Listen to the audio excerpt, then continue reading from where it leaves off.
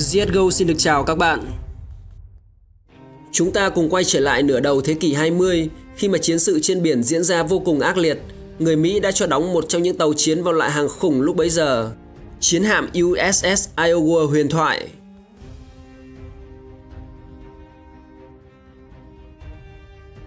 Thiết giáp hạm này ra đời để cạnh tranh sòng phẳng với các soái hạm của đối phương trong và sau cuộc chiến tranh thế giới lần thứ hai.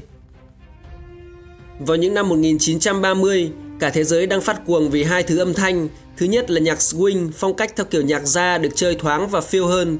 Thứ hai là âm thanh của súng đạn và những khẩu pháo hạng nặng. Niềm đam mê của các chính trị gia và những ông trùm công nghiệp lúc bấy giờ là phát cuồng với những cái khổng lồ, được gọi là hội chứng gigantomania. Bằng cách tìm ra lỗ hổng pháp lý trong các hiệp ước kiểm soát vũ khí quốc tế hoặc đơn giản là âm thầm bỏ qua chúng, các quốc gia liên tục xây dựng những hệ thống vũ khí mới chưa từng có cho cả lục quân, không quân và hải quân.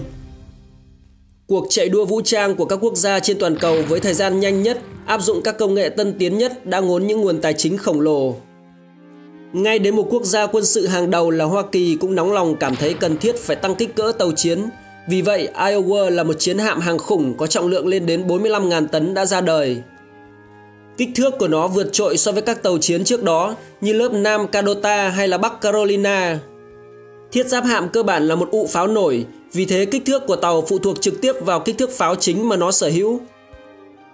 Pháo chính trên Iowa gồm 3 tháp, mỗi tháp có 3 nòng cỡ 406mm. Mọi thứ trong bản thiết kế của tàu được xây dựng nhằm mục đích tạo ra một nền tảng trụ đỡ cho tháp pháo chính này.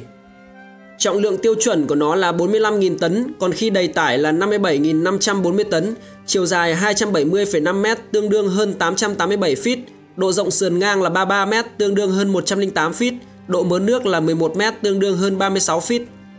Vũ khí chính là 9 đại pháo Mk7 gồm 3 tháp pháo, mỗi tháp 3 nòng cỡ 406mm với tầm bắn tối đa 39 km tương đương 24 dặm. Súng lưỡng dụng có 20 khẩu Mk12 được xếp trong 10 ụ pháo đồng trục nòng đôi với cỡ nòng 127mm tương đương 5 inch. Vũ khí phòng không gồm 19 súng 4 nòng Bofors, 52 pháo tự động Mk234 cỡ nòng 20mm tương đương 0,8 inch. Về không lực, tàu được trang bị 3 thủy phi cơ Kingfisher. Trong thời gian chế tạo, giáp của Iowa được công bố cao hơn thực tế để gây hoang mang cho đối thủ. Thông số chuẩn của nó như sau. Giáp đai chính 307mm tương đương 12,1 inch. Giáp tháp pháo chính 184 đến 432mm. Giáp tháp chỉ huy 184 đến 440mm tương đương 7,2 đến 17,3 inch. Giáp bong chính 153 đến 179mm tương đương 6 đến 7 inch. Iowa có máy phát điện mạnh nhất trong các thiết giáp hạm lúc bấy giờ với động cơ 4 tua bin điều tốc gồm 8 tua bin được chế tạo bởi General Electric, 8 lò hơi cho công suất lên tới 212.000 mã lực, tạo ra tốc độ tối đa 33 hải lý trên giờ, tương đương 61 km/h.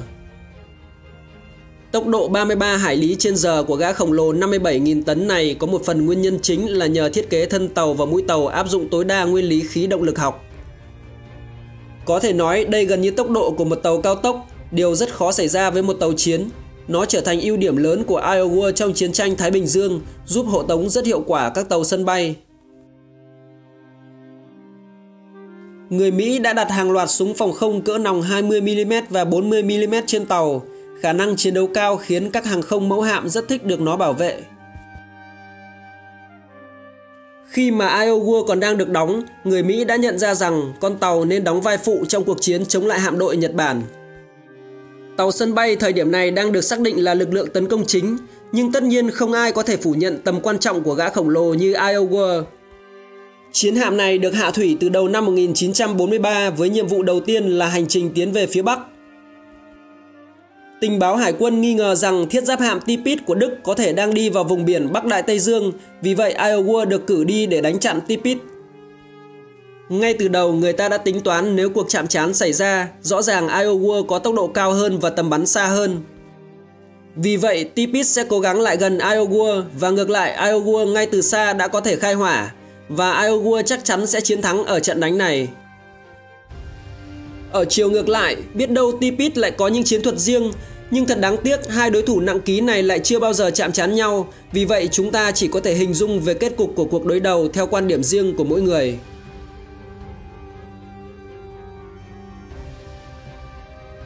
Sau đó phải kể đến nhiệm vụ thứ hai của con tàu. Ngày 12 tháng 10 năm 1943, Iowa được lệnh đưa Tổng thống Roosevelt từ vùng biển Đại Tây Dương đến Bắc Phi, rồi từ đó ông đến hội nghị Tehran để gặp Stalin. Có một chuyện hy hữu, thuyền trưởng đầu tiên của con tàu là John McCrae đã mang về nhà một con chó. Vợ ông nhìn nó và bảo mang thứ này ra khỏi đây, vì vậy ông đã mang nó lên tàu.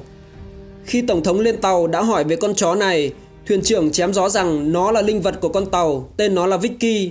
Thế là Vicky đã được trải qua 15 ngày vui chơi với Tổng thống trong căn phòng sang trọng mà chỉ mấy ngày trước nó còn bị coi thường khinh rẻ. Đầu năm 1944, thiết giáp hạm Iowa gia nhập hạm đội 5 Hải quân Hoa Kỳ, hạm đội hoạt động trong vùng biển Thái Bình Dương. Cùng thời gian này, lực lượng Mỹ bắt đầu tấn công các cứ điểm trọng yếu của Nhật trên một số hòn đảo. Nhiệm vụ của Iowa là bắn hỗ trợ hỏa lực cho các lực lượng đổ bộ và hộ tống các tàu sân bay trong cuộc không kích ở Philippines, quần đảo Ryukyu và Đài Loan. Con tàu chạy qua rất nhiều những hòn đảo mà giờ đây đã chìm vào quên lãng. Trong lần đến hỗ trợ lực lượng thủy quân lục chiến đổ bộ tại một vịnh ở Philippines, với dự kiến sẽ lập chiến tích lớn tại đây, nhưng quá nhỏ họ lại đi nhầm đường và đuổi theo một lực lượng tàu sân bay Nhật Bản mà bản chất là mồi nhử cho các tàu đổ bộ. Khi phát hiện, họ đã quay ngược lại nhưng đến trễ trong việc hỗ trợ trận hải chiến ở Philippines và bỏ qua một cơ hội chạm trán với soái hạm Yamato huyền thoại của Nhật Bản. Ngành công nghiệp của Nhật Bản trong giai đoạn đó đơn giản là không đủ tài nguyên để đóng tàu với số lượng lớn. Vì vậy, giải pháp của họ là buộc phải làm ra những siêu chiến hạm khổng lồ vượt trội hơn những con tàu lớn nhất của các nước khác. Chiến hạm Yamato được coi là thiết giáp hạm lớn nhất thế giới. Hỏa lực của nó có vận tốc đầu đạn là 790 m/giây, trong khi bản thân viên đạn nặng tới 1,5 tấn, tạo ra một sự tàn phá khủng khiếp. Người Mỹ phải công nhận rằng người Nhật đã vượt họ trong việc phát triển các chiến hạm khổng lồ. Nguyên nhân là do người Nhật đã phá vỡ hiệp ước. Trong lúc này, nước Mỹ đơn giản là đóng những con tàu đáp ứng yêu cầu hiện đại của hải chiến, giúp cho nền công nghiệp Mỹ có thể đóng nó dễ dàng mà không tốn nhiều sức. Xét một cách tổng thể, trong cuộc chiến này người Nhật chỉ xoay sở được 2 thiết giáp hạm, trong khi đó người Mỹ đóng được càng ngày càng nhiều thiết giáp hạm đời mới. Một số người Mỹ vẫn tin rằng Iowa sẽ làm chủ cuộc chiến nếu đối đầu với Yamato. Nguyên nhân là vì nó có hệ thống điều khiển súng rất chính xác so với những con tàu của thập niên 1940. Nó chính xác đến nỗi vào năm 1984, khi mà con tàu được cho hoạt động trở lại, ngoài việc thêm một số máy tính hiện đại thì họ vẫn giữ nguyên trạng hệ thống điều khiển gốc của nó. Người Nhật cho rằng Iowa là kẻ thù nguy hiểm nhất đối với Yamato. Tuy nhiên, nếu chúng chạm trán ở khoảng cách khoảng 20 đến 30 km và đặc biệt là 1 đối 1 trong thời tiết tốt thì Iowa sẽ chẳng có cơ hội để thắng Yamato. Trong một chiều hướng ngược lại, nhờ có radar tốt hơn, Iowa có thể chiến đấu tốt trong điều kiện thời tiết xấu hoặc ban đêm. Người Mỹ cho rằng nếu so sánh có lẽ Yamato của Nhật Bản chỉ nên ra trận vào những ngày nắng đẹp, phù hợp với việc đi dã ngoại.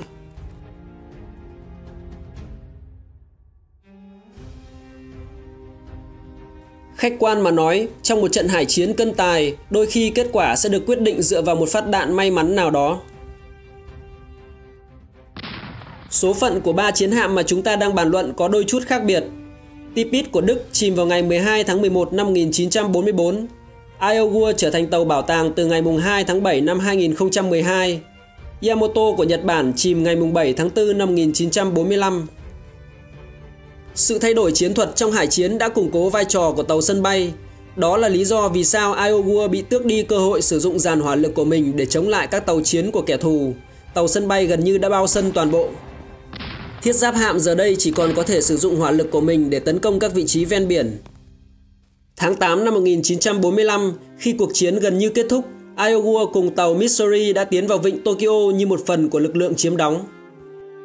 Lúc này, người Mỹ đơn giản là đã chấp nhận đơn đầu hàng của Nhật. Tổng thống Mỹ lúc đó là người bang Missouri nên lễ ký thỏa thuận đầu hàng đã diễn ra trên tàu Missouri.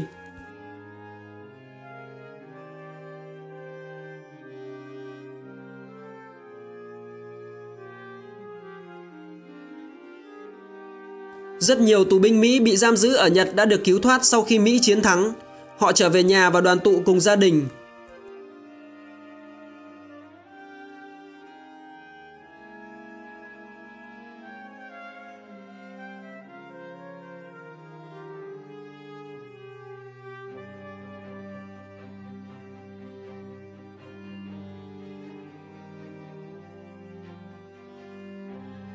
Vì những cống hiến của mình trong chiến tranh thế giới 2, chiến hạm Iowa đã được phong tặng 9 ngôi sao chiến đấu danh dự của nước Mỹ.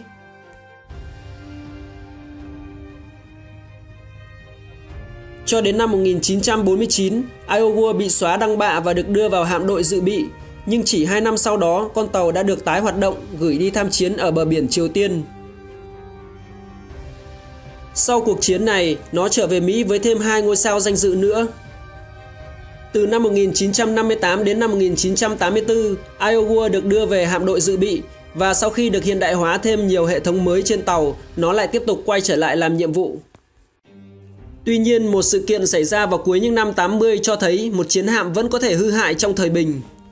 Vào ngày 19 tháng 4 năm 1989, bi kịch lớn nhất với con tàu đã xảy ra. Con tàu đang cách Puerto Rico khoảng 600 km về phía bắc. Một số thủy thủ đã nạp đạn vào nòng số 2, nhồi thuốc súng rồi chuẩn bị đóng lỗ đạn. Một vụ nổ lớn không rõ lý do đã xảy ra khiến 47 quân nhân bị thiệt mạng.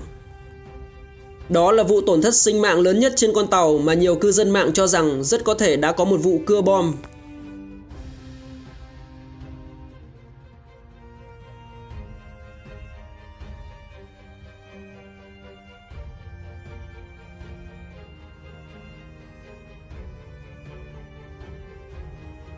Đến năm 2001, 58 năm kể từ khi hạ thủy con tàu tại xưởng đóng tàu New York, sau khi nó đã ngang dọc trên khắp các đại dương, trút vô số hỏa lực vào các đối thủ trong Thế chiến II, chiến tranh Triều Tiên và các cuộc chiến trong thập niên 80, Iowa đã được neo đậu tại cảng Los Angeles. Ngày nay, con tàu này đã trở thành một tàu bảo tàng, hàng năm đón rất nhiều lượt du khách ghé thăm với tư cách là tàu chiến duy nhất của Hoa Kỳ được trang bị một bồn tắm cho Tổng thống. Nếu có dịp chúng ta sẽ nói đến sau.